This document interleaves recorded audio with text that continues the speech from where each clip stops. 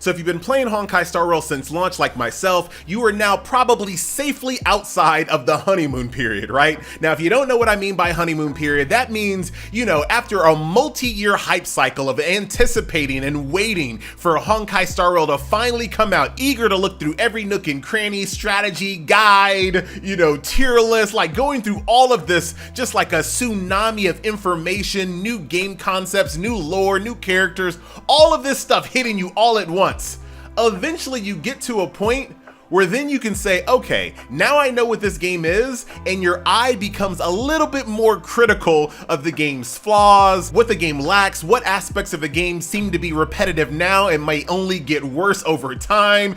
Basically, when you're outside of the honeymoon period, you become more critical of the game, and it's really hard to do during the hype cycle, during your initial wave of playing the game, no matter who you are. Some people might be like, no, I'm never in a honeymoon period for any game. Yeah, I beg to differ, because when you first start playing the game, those first couple of days, there's just so much newness hitting you all at once. It's just really hard to navigate all of that until you've had time to play the game for several days, maybe even a month, maybe longer, depending on who you are. Then you're finally able to say, okay, this is what Honkai Star Rail is. Do I like it? Yes or no, right? So let's talk about how I feel about Honkai Star Rail post honeymoon period. Now, when I started playing Honkai Star Rail, I wanted to make sure that I stayed in that honeymoon period as long as possible. So by doing that, right, I take my time. I'm not like trying to rush through the game, because I feel like we're all gonna get to the point where we only log in to do our weeklies and dailies and call it a day. I had no desire to rush to that point of the game. So currently I'm just taking my time. You know, I want to explore every nook and cranny of this world, its lore, its universe. I'm trying out different classes, and I'm still playing other games, which kind of elongates that whole period of, wow, this game is awesome, it's fresh still, I'm still enjoying myself. So that's kind of where I am, right? So what a long intro, but I think we're all on the same page, right? So let's talk about the actual game itself, shall we? So in my opinion, when it comes to Honkai Star Rail, and more importantly, when it comes to HoYoverse, it's clear to me that this company absolutely loves creating games, right? Like way more so than your average mobile game. To give you a really stark example, compare how much TLC, how much tender love and care Bandai puts in their mobile games, right? When it comes to like a Bandai game, they're just like, yo, throw Naruto in there, throw Kirito in there, throw Goku in the game, whatever, it doesn't matter. Throw some bare bones gameplay around it. It's gonna be fine, we're gonna print money. Now on the flip side, HoYoverse, they also wanna print money, like don't get it twisted, but they also seem to employ a team of people that really enjoy making games. So not only do they have the budget to make these really high quality AAA mobile games, is that a thing? Can you say that? AAA mobile games. They also have the passion and drive to fill these games with all types of things that don't necessarily equal money, right? Once again, going back to my previous example, you know, when it comes to like a Bandai game, for example, the only thing that are in those games are things created to make money. On the flip side, when you look at HoYoverse games, dude, all of the little small details that pepper the world that you would miss, that you would absolutely miss if you're not paying attention, I think was like lovingly placed there by a programmer or a game developer, whatever, because they just genuinely loved this world, these characters in this game they created, and it shows. It oozes in every aspect of the game, whether it's like the trash can memes that are all over the place, the pop culture references, the idle animations for the characters, the way that all of the characters hold their cell phones slightly different. Like, have you noticed that?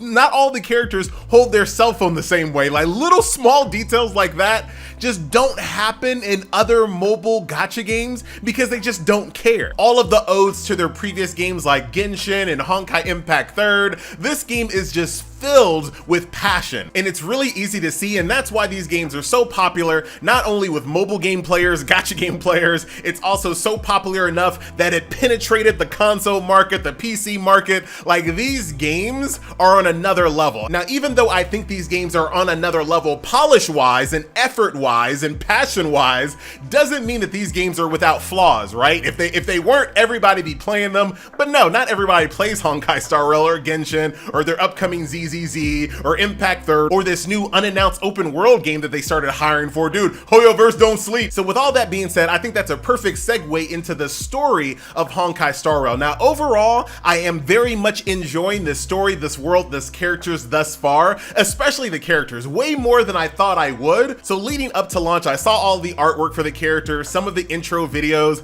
and I thought I pretty much knew what I was going to expect. I was gonna be like, all right, so March 7th is gonna be Anime Girl Extreme, Dan is gonna be Mr. Super Surreal, the Trailblazer is gonna be non-existent, but actually I was wrong. Even though the Trailblazer is a silent protagonist, she fits really well in this trio with her facial expressions and using a little bit of your own personal imagination when it comes to the dialogue choices and the text messages that go back and forth, right? So she came to life a lot more than I thought she would, being a silent protagonist. So that's that. The characters are way more interesting than their artwork led them on to be. I gotta admit, I judged a book by its cover and I used a lot of my past like character gotcha biases and I applied it to these characters, and they don't necessarily fit these characters, believe it or not. They're a lot more deep than that, especially March 7th. March 7th is hilarious, and she's not even trying to be hilarious in a lot of her interactions, but she is hilarious. Which brings me to the actual story itself. So I love the story overall, but I will say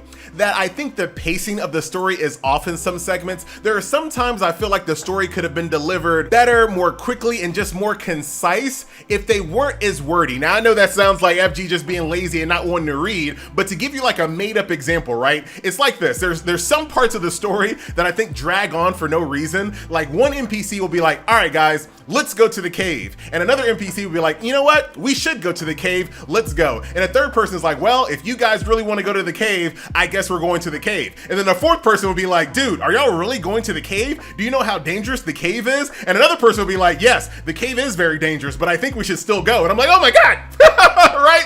So even though overall I love the story, there are some aspects that I think can be tightened up a little bit. And I think that would go a long way into bringing other people that historically want to skip the story to enjoy it a little bit more. Because if you go on Reddit, there are so many people that are upset about not being able to skip story segments. I'm not sure if they just didn't like the story or if they're just re-rolling one or the other. But I think, you know, in the future story that's added to the game, maybe the side events, just tighten up the dialogue a little bit. Just tighten it up. You can still get your point across without being super wordy. And in my opinion, what's happening, and do keep in mind, I have no proof to back this up whatsoever. I think in every single little dialogue interaction, maybe they're instructed by someone to make sure that every NPC that's in that little conversation circle has something to say. That's why I think a lot of this dialogue is a little repetitive, because once again, you got 5 NPCs. Well, make sure all 5 NPCs all speak in the story segment, which could be like, all right, that's kind of hard to do when all we want to do is just go to the cave, right? But overall, I still highly recommend the story. I have not skipped any of the main story quests or the purple quests, which are the companion quests, which do a really good job of showing you who these characters are before you met them,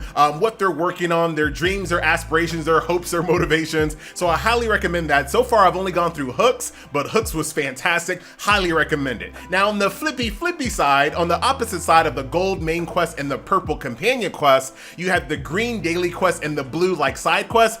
Those I skip. That dialogue I completely skip. It's even more wordy than some of the main story quests. I do feel bad though, because sometimes I'll go on Reddit and somebody will post like a little clip of some really hilarious dialogue that happens in blue quests that I completely skip through. So I'm kind of sad that I'm missing some of it, but dude, as long as the community's here, I'll be able to laugh later, you know what I'm saying? So I'm still good. So story, characters overall, characters are fantastic, way more than meets the eye. Story overall is good, but I do think that it can be just tightened up a little bit. Now, the next thing that I want to talk about as a person who considers himself quite the connoisseur of turn-based RPGs. Dude, I've been playing RPGs since I was 2, you know what I'm saying? Turn-based RPGs I still love. I've been playing them for such a long time, and the formula is pretty set in stone, right? Some turn-based RPGs have like an active battle system like Final Fantasy, or you have Honkai Star Rail with the ability to interject ultimates and things of that nature, but at their core, turn-based RPGs are kind of what they are, right? So it does kind of make me a little sad when I'm reading comments on Reddit and Twitter of people like, dude, why do people like Honkai Star Rail so much?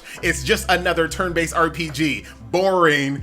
And I'm like, yes, at its core, it's a turn-based RPG that doesn't necessarily do anything super special. You got characters that have skills, they have passives, they have ultimates, you have elemental weaknesses and disadvantages, you have ultimates, with the only thing that really sets them apart is the fact that you can kind of weave them in and out of combat, which I think makes a really big difference. A lot of people consider that just like a really small thing, but in my opinion, it's not. That's a really big thing. And when you are innovating on an existing formula like a turn-based RPG, you don't necessarily completely reinvent the wheel. Sometimes you just put a little bit of different tread on it, you know what I'm saying? The little different rims, right? You don't have to completely reinvent the wheel to make something exciting and new feeling. So I think, you know, being able to interject your ultimates throughout your combat scenario, make this turn-based RPG less weighty, right? This, in my opinion, is like the closest thing you can get to an action RPG before becoming an action RPG, because you are constantly doing stuff, right? Weaving in your ultimates in and out, making sure that you're setting up follow-up attacks, healing,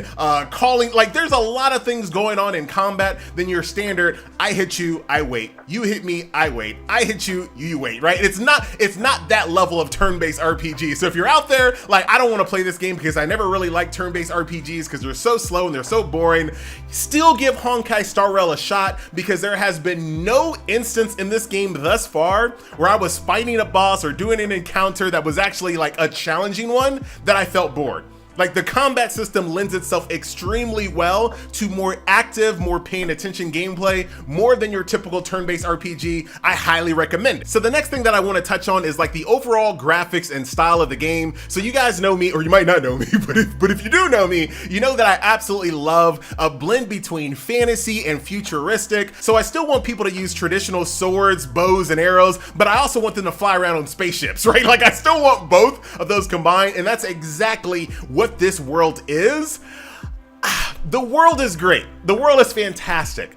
I really hope, and I have no faith in this whatsoever, I would really hope that HoYoverse would try to get outside of their typical art style when it comes to the characters, because everyone is like a supermodel, right? Everyone is thin, everyone's in shape. You know, no one is really outside of the norm of body type when it comes to HoYoverse games, right? I would really love for them to maybe attempt to get outside of their comfort zone, think outside the box, and make a character that doesn't look like a supermodel or a thin idol pop star, like something just a little bit more different and diverse, right? And in a game like this, you can absolutely do it. Just make them a 4-star, right? You don't necessarily have to make them a banner character. I know these games are a business and certain types of characters do better as a banner or a limited character, but dude, just make them like a 4-star character or something like that, right? Maybe take more risk on the 4-star characters, I think could absolutely work in this game. But at the end of the day, I've seen the type of characters they made in Honkai Impact 3rd. I've seen the type of characters they made in Genshin Impact. It seems as if you're like me and you want to see something a little bit more diverse in your character selection, you're probably gonna have to wait for ZZZ to come out, because that game so far is exactly what I'm looking for HoYoverse to do from a character design perspective. I guess we're not going to see that in Honkai Star Rail, but I would really love for us to do that. And I absolutely know that this game, this studio, this art design team has it in them, because look at the different and really crazy designs of the Eons, the Ions, the Aeons. You know what I'm talking about, those things. Look at their design. That's crazy, right? I love that. Why can't we ever have things like that as playable characters in games like this, right?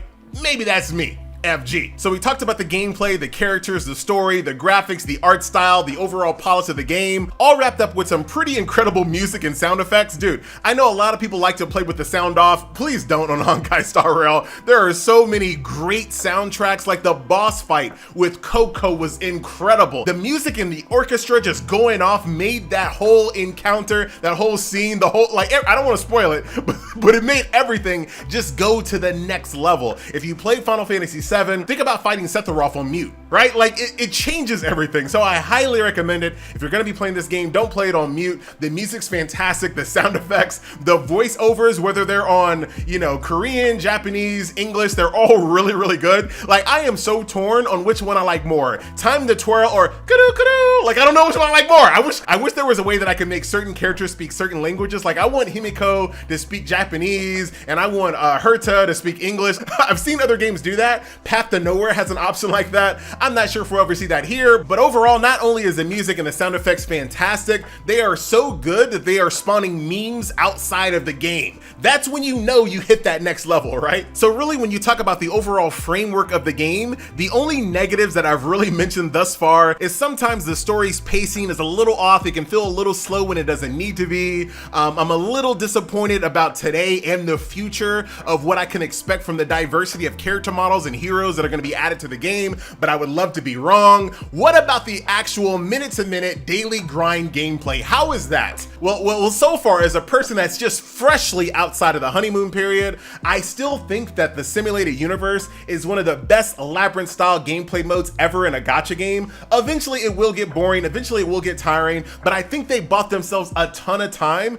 since that is on a weekly timer, right? Other games do resets every 48 hours. Some games that are just like, bruh, what are you doing? Reset every single day. You guys know what I'm talking about. But here it's a week reset. That gives them so much time to stretch out that burnout that you get when you play a gameplay mode over and over and over again. It stretches it out completely when you can really manage your time like an adult. You can manage your time as an adult throughout the week to knock that out at your leisure, right? So I think Simulated Universe is a fantastic gameplay mode now, and it still will be for the foreseeable future, especially if they continue to add more to it. And the way they've set it up, the way they have, you know, these passive trees that you have, these paths, these new characters they're gonna add, hopefully over time they'll continue to add more buffs to go along with these new characters, right? To make this gameplay mode even more creative. And you already see people getting really creative with this, doing solo runs with Claire and stuff like that. So not only are we taking this gameplay mode, we're getting creative with it and challenging ourselves with it as well, which I think is a great thing. I want to see more of this gameplay mode, and I cannot wait to see it expanded even further. Now, the actual like daily resource grinds, those are kind of whatever. That's a really great opportunity to throw this bad boy on autoplay, walk away,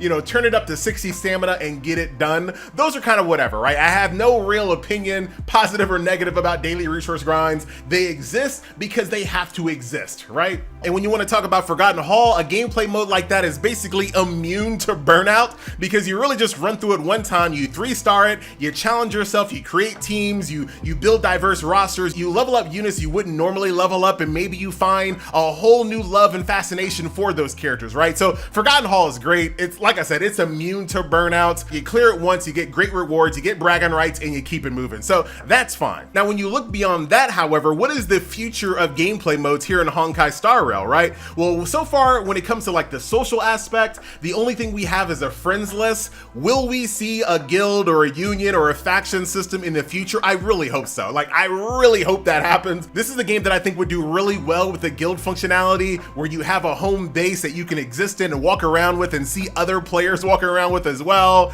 Challenging bosses that are kind of like, I hate to like pull something from another game, but I'm sure if HoYoverse does something similar, it's gonna be better than what Seven Deadly Sins did. But I really loved fighting guild bosses with my guild, where we all try to get the highest points possible to make our guild the highest amount of points. That way we can get ranked on a leaderboard and get even more rewards. I like that. I know a lot of people just want competitive PvP. I think there are ways to make a game competitive without PvP, and stuff like that I think is a fantastic way to do it. Present a player a boss fight to fight that's almost like a puzzle, right? Where you are trying to maximize how much damage you do while surviving, while trying to kill it as fast as possible to post the highest score you can, and that is your level of competitiveness, right? Lots of games have done that, and in those games, it tends to be one of the most popular gameplay modes because it lends itself so much to theory crafting, right? Like, how do I beat this boss in like 5 turns? Like, how do I do it, right? I'm trying to get 10,000 points. I think that's a really great way to be competitive with the ranking system, with a leaderboard, without going completely into PvP. Now, if they do decide to add PvP, I'm there, I'm gonna play it. But I'm not really sure if that's in the cards for a game like this, but I guess we'll see long term, right? So overall for Honkai Star Rail, I do believe this is the best turn-based RPG gacha mobile game ever. Like, it's #1. I'm not sure how stiff that competition is, but it's absolutely #1 in that. And lucky for me, because I made a whole channel dedicated to this game, lucky for me, I still love this game and cannot wait to play it every single day. And I'm so much looking forward to the future, new gameplay modes, new side events. I know that's on the horizon. I don't want to talk about leaks on this game because, dude, HoYoverse don't play. When it comes to like leaks and stuff like that, HoYoverse gonna get you. So we ain't gonna really talk about that. But I'm looking forward to seeing what this game will continue to grow and be. I'm gonna be there for it. I cannot wait to see more story, more characters, more gameplay modes, more community, more multiplayer aspects. Please, HoYoverse. And I really hope they continue to, when they add these characters into the game, when they add these characters into the gacha, they integrate them fully into the world. That makes a big difference. That's the reason why a lot of people like these characters so much, because when these characters are added to the game, when they're in the gacha, that's not the only place they live. They literally live in the world. They literally have a reason to exist. They interact with other characters. They have reputations, things of that nature. And in my opinion, if you want to make a game that will continually print money, you add characters into the game that people can relate with, that can get enamored with, because then you like these characters beyond what their skill kits are. You like them more than what they bring for your team, their meta, their ultimates. You actually like these characters from like, dude, what a really awesome character. I'm gonna roll for this character, even though I don't need them, even though I don't need their kit, even though I'm already like full on tanks, I'm gonna roll for this character because I just love their personality. That's how you start printing money. When people start rolling in your banners for husbando and waifu purposes, that's when you got a money printer, baby. So that is that. So that is my post-honeymoon period feelings about Honkai Star Rail. Extremely positive if you guys haven't noticed, and I cannot wait to continue to cover this game right here on Honkai Star Rail 3000. My name is FG, bruh, and I'm out.